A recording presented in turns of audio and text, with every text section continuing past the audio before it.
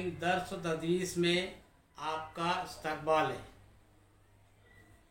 अजीज़ तलबा, हम सैर के लिए जाते हैं, बाग की सैर। बाग में तरह तरह के फूल नज़र आते हैं, गुलाब के फूल, मोगरे के फूल, चमेली के फूल।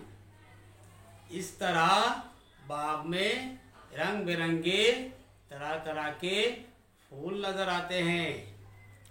बाग में बच्चों के खेलने के लिए झूले भी होते हैं। इसी तरह हम खेत की सैर करने के लिए जाते हैं।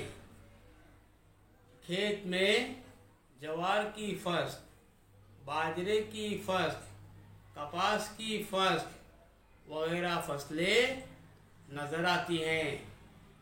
खेत में चारों तरफ हरियाली ही हरियाली होती है। इसी तरह हम चिड़ियाघर की सैर करने के लिए जाते हैं।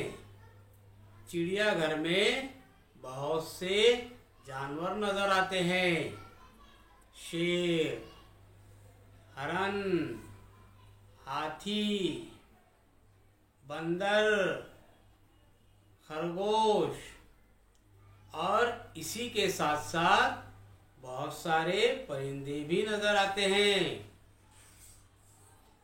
प्यारे बच्चों, इसी तरह हम आज अव्वल जमात की दुकान की सैर सबक पढ़ेंगे।